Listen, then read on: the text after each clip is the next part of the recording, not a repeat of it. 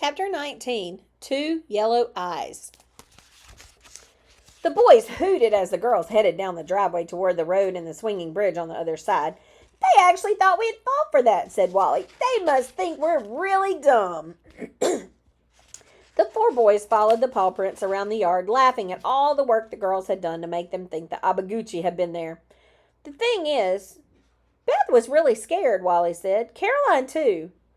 I don't think they were faking it. Even Eddie looked worried, Jake agreed.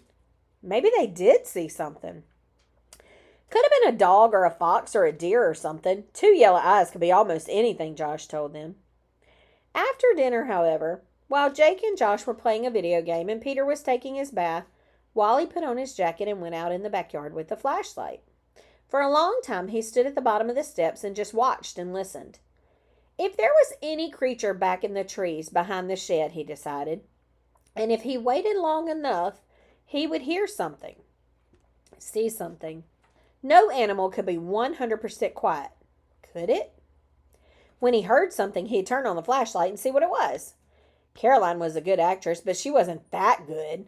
Wally thought he knew fear when he saw it. It was possible that the girls had made the prints and then put on a show of acting scared to make the Hatfords think something was really back there.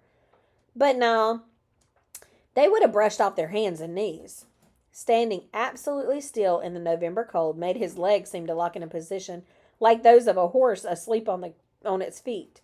Wally wondered what it was like to be a sentry or guard on duty who would be shot if he went to sleep at his post. He had been standing there only 10 minutes, perhaps. What if he were on watch for 10 hours? What if the safety of the whole camp depended on whether he saw the faintest light, heard the faintest sound? His knees felt frozen. He needed to move, and he began to get a little braver. He had been out this long and heard nothing. Why didn't he just go back as far as the trees behind the tool shed where Caroline said they had seen the eyes and just stand quietly there for 15 minutes?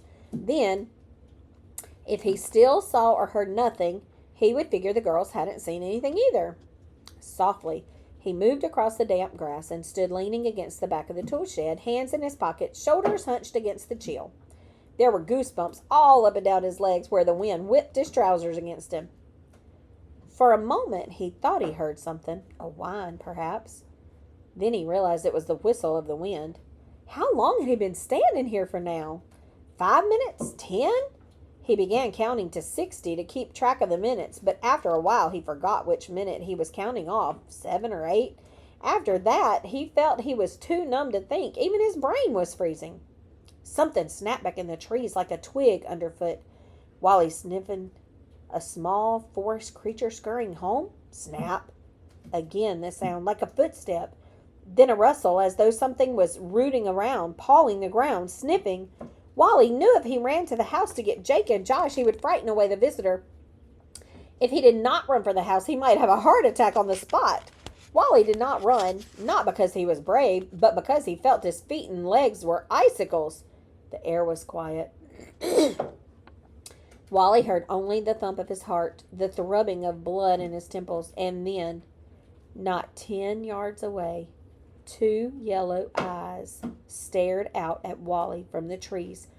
2 yellow eyes close together, about 3 feet from the ground.